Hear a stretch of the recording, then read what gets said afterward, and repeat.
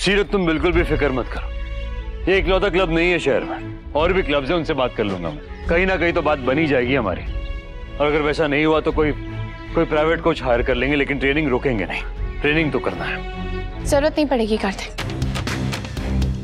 Match खेलने के लिए ना सिर्फ 2 चीजें चाहिए होती, हिम्मत और मेहनत। हिम्मत देने के लिए आप है ना, और मेहनत तो मैं कर ही लूंगी।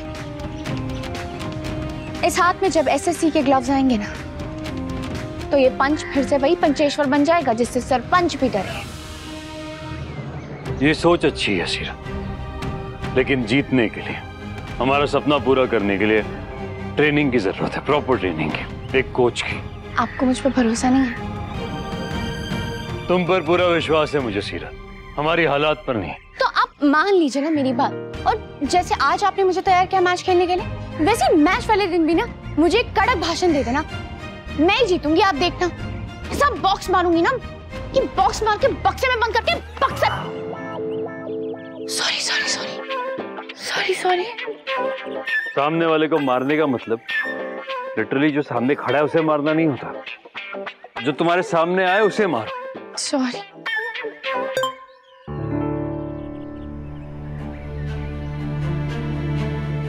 हॉस्पिटल के जो स्टाफ ने हमारी हेल्प करने के लिए कहा था, उसका मैसेज आया, कह रहा है डॉक्टर परसों से वापस आ जाएंगे ड्यूटी पर। मैं भी चलूंगी आपके साथ कार्तिक, अगर वो हमारी मदद कर पाए तो हमारे लिए बहुत आसानी हो जाएगी।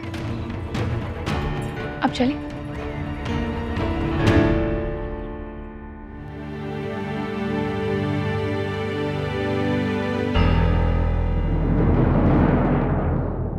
आओ आओ किट्टू और सीरत, तुम्हारा इंतजार हो रहा है।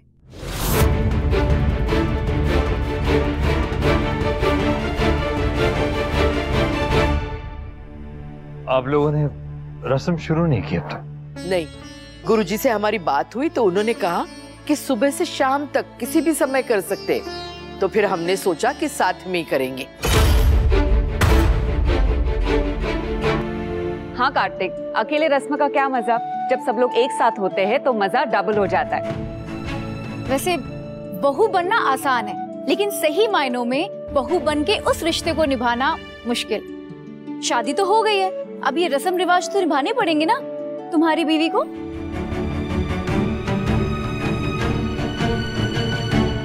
क्या हुआ, कोई प्रॉब्लम है क्या? नहीं, कोई प्रॉब्लम नहीं। चलो सब लोग भगवान का आशीर्वाद लेके अपनी अपनी पत्नियों को मंगलसूत्र पहनाओ।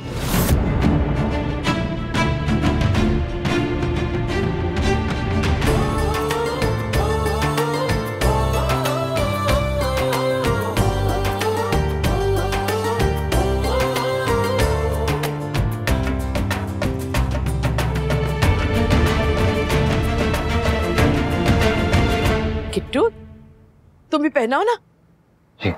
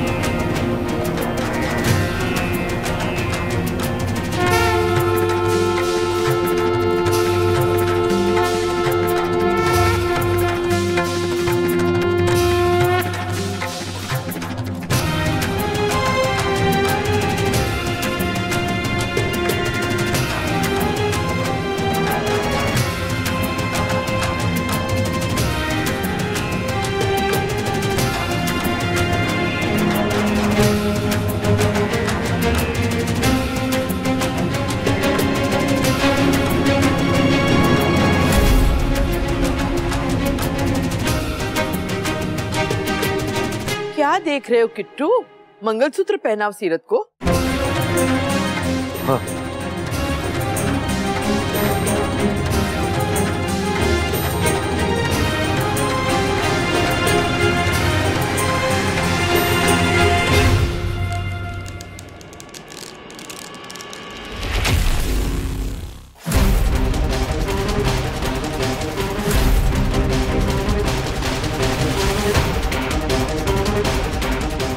भगवान, ये तो अपशगुन हो गया, बहुत बड़ा अपशगुन। नहीं नहीं दादी, कोई अपशगुन नहीं हुआ, बल्कि अपशगुन होते होते रह गया। अब सोचिए, अगर ये मंगलसूत्र अगर सीरत को पहना देता और उसके बाद ये टूटता तो तब अपशगुन होता ना। और उससे भी बुरा तो तब होता अगर ये हम सेल कर देते और फिर कस्टमर फीडबैक में कोई शिकायत मिलती, फिर तो हमारे ब्रांड का नाम खराब हो जाता। ये तो जो हुआ ठीक ही हुआ। इतना कमजोर तो नहीं था ये मंगलसूत्र, फिर ऐसे कैसे टूट गया? कोई कड़ी कमजोर रह गई होगी। नया नया सब है, इसमें कमजोर कड़ी के लिए कोई जगह नहीं है, वरना दुनिया जीने नहीं देगी। समझ में नहीं आता कि इसे शुभ संकेत समझा जाए या अशुभ। शुभ दादी, मैंने कहा ना आपसे, अपशगुन तब होता जब ये सीरत के पहनने के बाद टूटता।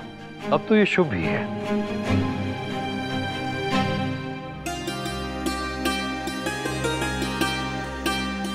और वैसे भी हमें ये रस्म करनी है ना, तो आज ये आखिरी मुहूर्त थोड़ी था, इसके बाद भी तो मुहूर्त होंगे, तब कर लेंगे।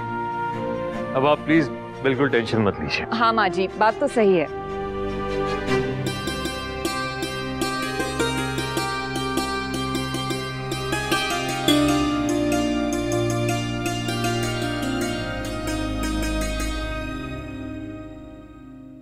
थैंक यू कार्तिक, ऐन मौके पे आपने बात संभाल ली और बचा लिया। बस बेचारा ये मंगलसूत्र टूट गया। तोड़ता नहीं तो पहनाना पड़ता। जब शादी सच्ची नहीं, रिश्ता सच्चा नहीं, तो फिर इस रिश्ते की सच्ची डोर को कैसे बांध देते गले में। कमाल है नाजिर, कभी कभी सब सही करके भी गलत हो जाता है और कभी कभी यूं गलत करके भी सही लगता है। मैं गौरव को देख कर आती हूँ। अच्छा, मैं ये अलमारी में रख रहा हूँ, तो मैं जानना जरूरी है अगर माँ या दादी ने तुमसे पूछा तो।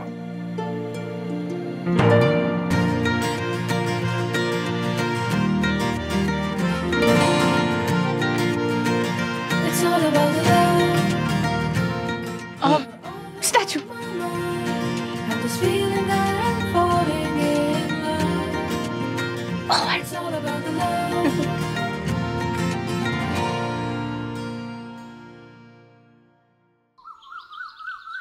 वो आजकल छोटा बेबी बन रहा है कायरव। सीरत को ड्रॉप करने के लिए भी कहा और अभी पिक करने के लिए भी कह रहा था। क्यों? क्योंकि मुझे सीरत के साथ अब ज्यादा से ज्यादा टाइम स्पेंड करना है। वंश भैया, तू तो ऐसे बोल रही जैसे वो कहीं जाने वाली है। एक नंबर का बुद्धू है तू। अरे अब वो यही रहेगी, बिग ब्रो के साथ उनकी शादी हो गई है तो अब वो कहीं नहीं जाएगी। क्या हुआ? तू इतना सैड क्यों हो गया है? तू मुझसे कुछ छुपा रहा है सीरत के बारे में? बोलना कायरव, तू सीरत के साथ इतना टाइम स्पेंड क्यों कर रहा है आजकल? वो क्योंकि हम दोनों 6 महीने के भी ज्यादा बाद मिले हैं ना, तो बहुत सारा जो टाइम वेस्ट हो गया ना, उसी की भरपाई कर रहे हैं हम, है ना कायरव? हाँ।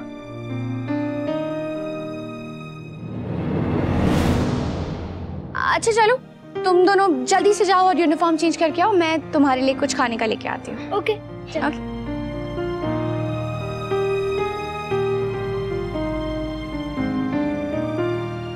गौरव की जिद को मानकर मुझे स्कूल पिकअप और ड्रॉप करने के लिए जाएंगे। और आगे के लिए नो थैंक्स।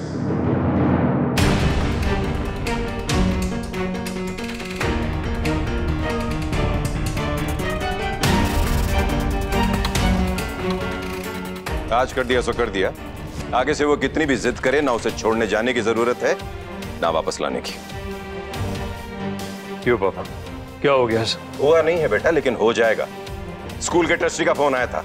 उन्होंने कहा कि गोयनका साहब, आप तो समझदार हैं, आप ऐसा कैसे कर सकते हैं? एक अंडर ट्रायल क्रिमिनल जिसपे कत्ल का इल्जाम है, उसे स्कूल भेज दिया। और इतना ही नहीं, फोन करके धमकी भी दी कि आगे से अगर ये स्कूल के आसपास भी दिखी तो मजबूरन उन्हें हमारे बच्चों को एक्सपेल करना पड़ेगा। मैं नहीं जाऊंगी आज के बाद कहीं भी। कारव को भी समझा दूंगी कि वो जिद ना करे। उसे समझाने की जरूरत नहीं, उसे समझाने के लिए उसका पूरा परिवार है यहाँ। I'm sorry सीरत, बहुत जल्दी जैसे ही तुम्हारी बेगुनाही साबित हो जाएगी इन सबके मुंह बंद हो जाएंगे। 7 दिन का वक्त दिया था ना।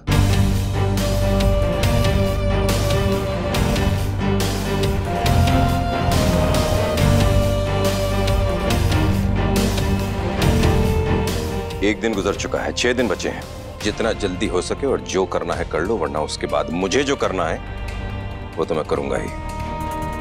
आप तो ऐसे कह रहे हैं पापा जैसे सच किसी अलमारी में रखा हुआ है, बस बाहर निकाल कर दिखाना है हमें। ऐसी चीजों में वक्त लगता है, ये बात आप भी जानते हैं। जब वादा किया था तो बिल्कुल ऐसे ही किया था जैसे अलमारी में से निकाल के ही सच दिखाएगी। मीडिया के सामने डींगे हाँकने में और सचमुच कुछ करने में बहुत फर्क है। 6 दिन का वक्त बचा है, यहाँ खड़े खड़े बहस करने में वेस्ट करना है या सचमुच जाके कुछ करना है? सबूत इकट्ठा करो। ना तो सीरत कोई ढींगे हाँक रही थी, ना इस वक्त हमें बहस करने में कोई इंटरेस्ट है। हम सच में चाहते हैं कि असली सच सबके सामने आ जाए। और मैं बता दूं आपको कि इल्जाम सिर्फ सीरत पर नहीं लगे, आपके बेटे पर भी इल्जाम लगे हैं। इसका मतलब आइडियली मुझे भी कारव के स्कूल नहीं जाना चाहिए।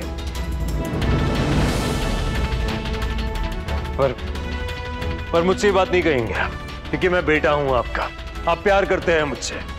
ये लड़ाई सिर्फ सीरत की नहीं है पापा, हम सब की है।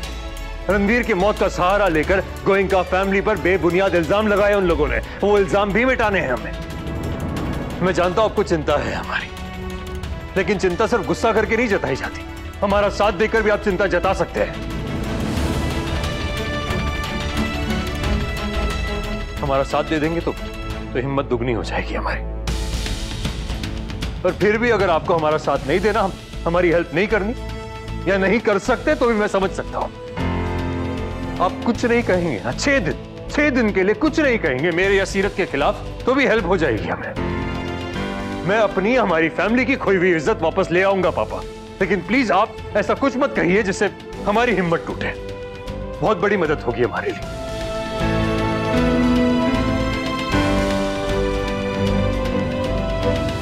कार्तिक सर, आपसे और सीरत मैम से मिलने कोई आया है? जी, जो मैंने कहा है उस बारे में सोचिएगा पापा, तो अच्छा होगा।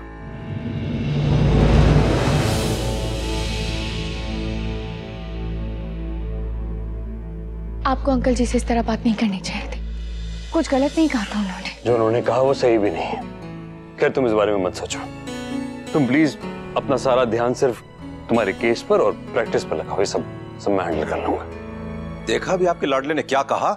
उसने गलत कुछ भी नहीं कहा मनीष। तुम्हारी सीरत से जो भी नाराजगी थी वो पहले थी, अब तो वो हमारे परिवार का हिस्सा बन चुकी है। बहू है वो हमारी, और बहू की इज्जत घर की इज्जत, परिवार की इज्जत होती है। और बहू को इज्जत देने के लिए बेटे को बाप से विनती करना पड़े, ये तो सोचने वाली बात है ना?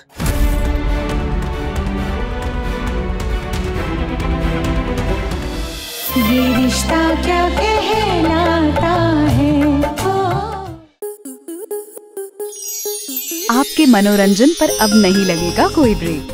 स्टार प्लस के बेहतरीन शोज देखने के लिए लाइक, शेयर और सब्सक्राइब करें स्टार प्लस यूट्यूब पेज को।